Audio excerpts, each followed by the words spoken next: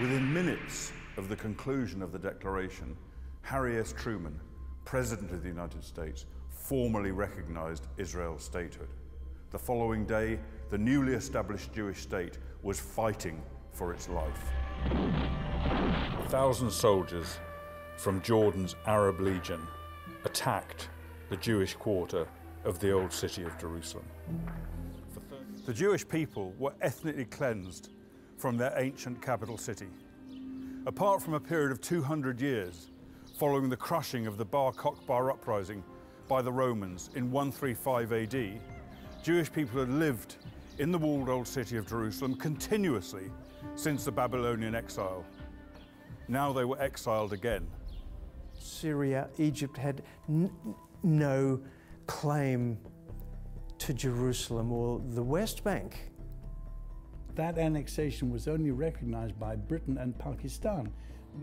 The United Nations didn't recognize Jordan's annexation either.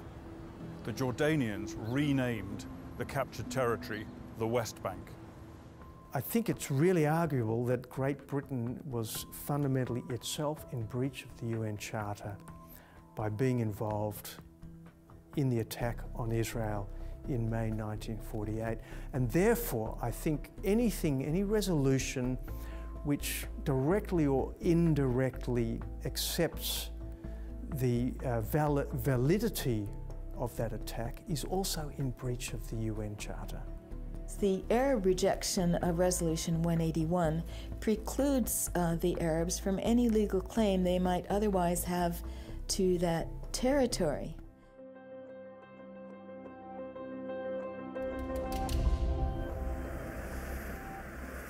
On the 29th of November 1947, the United Nations General Assembly resolved that British-mandated Palestine should be partitioned into a Jewish state and an Arab state. The Jews accepted the partition resolution. The Arabs rejected it out of hand and went to war instead. What UN Resolution 181 had recommended was the partition of Palestine into Jewish and Arab states according to this map. What is interesting is that the city of Jerusalem, along with Bethlehem, was to have the status of being a corpus separatum. In other words, it was to be under international control. The War of Independence continued until March 1949, when armistice agreements were signed between Israel and her enemies.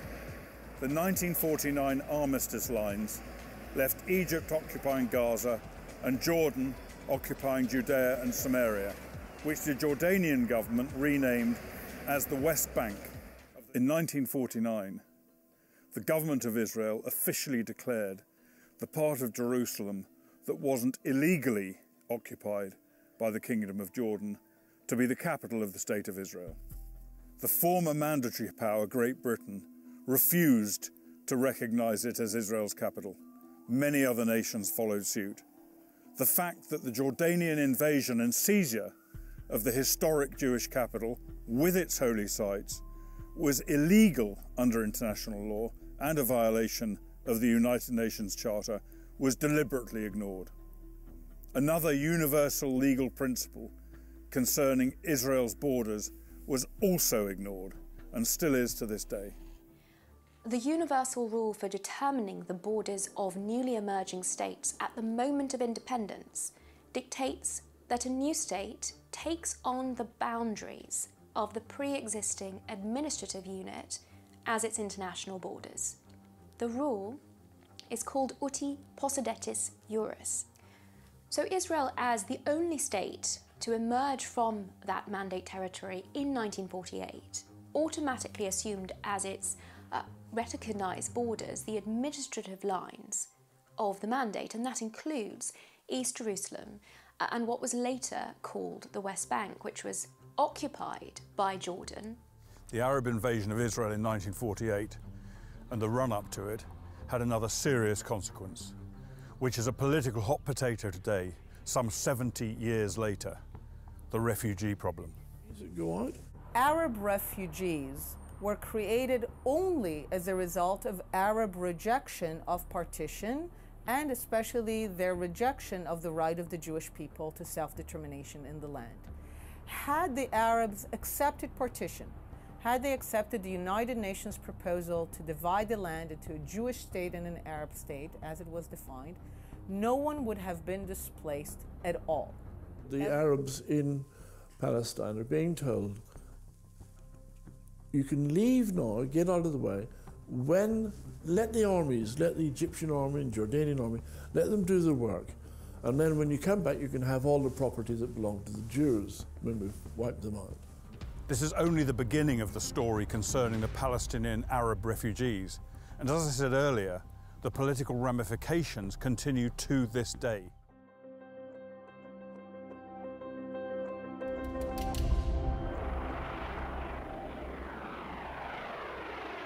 On the 5th of June 1967, the Middle East erupted into full-scale war once again.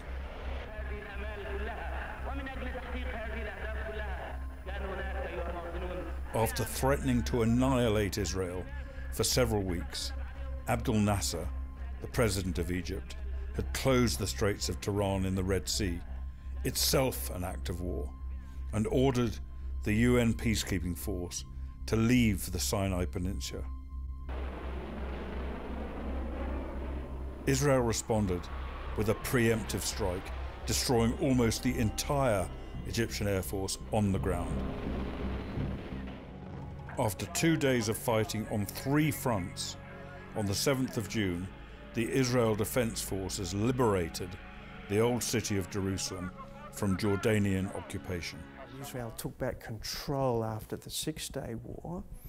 It was taking back control of territories which, as a matter of law, had already been part of the State of Israel.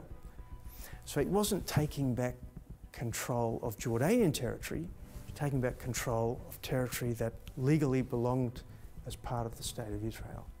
Because the fundamental question is, what were the borders of the State of Israel when it was created in May 1948?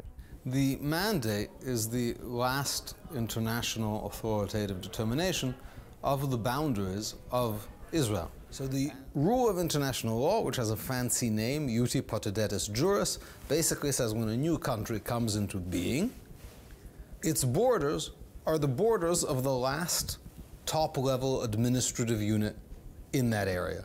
So almost immediately after the war, Israel declared its sovereignty over its historic capital city, particularly the Old City, and extended full civil jurisdiction over the whole of Jerusalem. Israel immediately took steps, with the Knesset passing the Law and Administration Ordinance Amendment number 11, to extend its law, administration and jurisdiction over the whole of Jerusalem, using the terminology areas formerly part of mandatory Palestine. No state can annex what is already their own sovereign territory. With the repossessed territory, Israel had also inherited an Arab population of more than 1 million people, which concerned Israeli leaders. The government of Prime Minister Levi Eshkol stated their readiness to hand over much of the territory gained in the war if the Arab states finally agreed to end their 20-year jihad against the Jewish state and recognize her right to exist in peace. In September 1967, the defeated Arab leaders met in Sudan and vowed that they would not negotiate, they would not recognize, and they would not make peace with the Zionist enemy.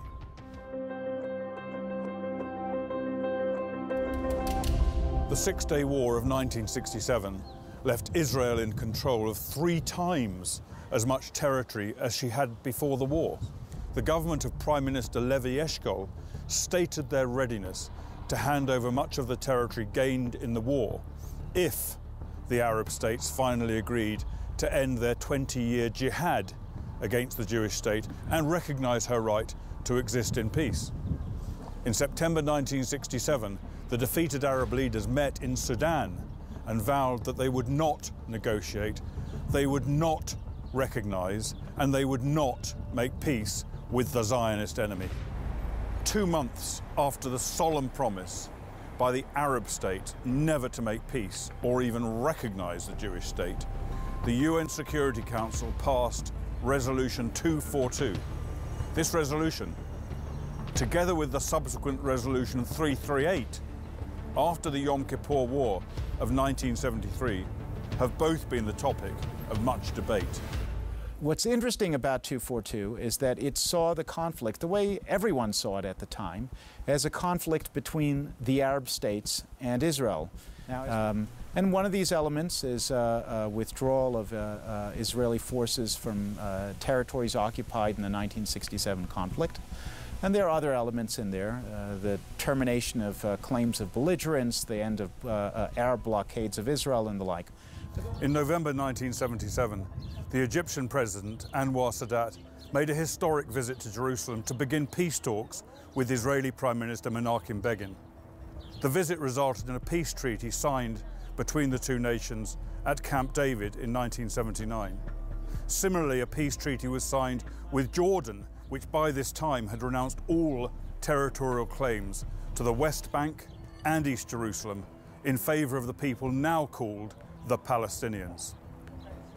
Because Jordan had no legal claim to the territory, its supposed transfer of the so-called West Bank to the Palestinians was therefore completely unlawful. It was like handing over stolen property.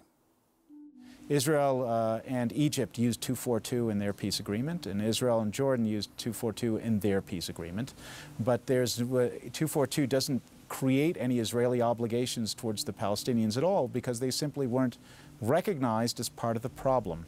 Since then, Israel has withdrawn from well over 95% of the territory taken, in particular the Sinai Peninsula, the Gaza Strip, small parts of the Golan Heights, and small parts of the West Bank. On the other hand, it has not received this general recognition. The illegal invasion by Jordan and its ethnic cleansing of the Jewish population, which altered both the character and status of Jerusalem in 1948, was ignored.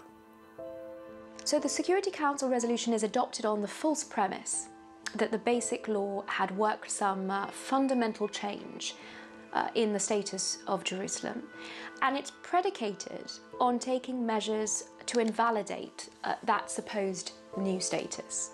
It is a misunderstanding and a misstatement on the nature of Israel's legislative activity, and the resolution is fundamentally flawed. 14 of the 15 members of the Security Council voted in favour of the resolution. The United States abstained, even though Secretary of State Edmund Muskie believed the resolution was indeed fundamentally flawed. Resolution 478 was a Chapter 6 resolution, not Chapter 7, and therefore a recommendation and not binding. The resolution censured Israel's Basic Law on Jerusalem, and it called on those nations with diplomatic missions in Jerusalem to withdraw them from Israel's capital city.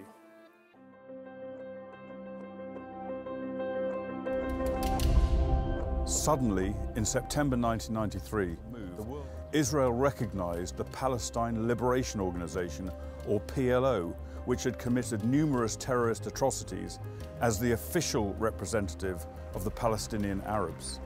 A declaration of principles for the negotiations for a peace accord was agreed upon, of what became known as the Oslo Accords, and its historic handshake between sworn enemies. The dream remains a dream, the commitment never realized. Indeed, there is not even agreement on what was contained in that signed commitment back in 1993. Excluded from the original Declaration of Principles at that time, by mutual agreement between both parties, was any discussion about a Palestinian state or the status of East Jerusalem. The Oslo agreements don't say anything about the status of Jerusalem. They say this is a matter which is going to be negotiated. Interestingly, the Oslo agreement does not talk about Palestinian statehood. It doesn't say that a Palestinian state will be created. It simply says that Israel agrees to enter into a process to resolve the conflict. Palestinian. A number of issues were explicitly reserved for final status agreement, and those included the status of Jerusalem, it included the status of the settlements, and these were all matters that Israel and the PLO agreed to negotiate.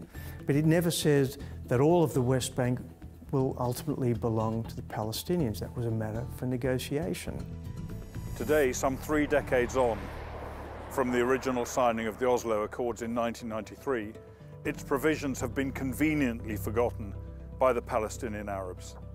In 1995, Israel and the PLO signed a further interim agreement that became known as Oslo II, which gave the Palestinian Arabs autonomous government in parts of Judea and Samaria, which include Bethlehem behind me. In the Oslo Accords, the Israelis and Palestinians agreed that to divide the areas pending a final status, a permanent status agreement, to divide the areas into 3 areas, A and B, which are the main Palestinian towns and villages, which will be transferred by Israel to the Palestinian Authority, which was set up in order to administer these areas, and Area C, which is an area that's sparsely populated, but it contains Israel's military installations and settlements, and this would remain under the jurisdiction and control of Israel.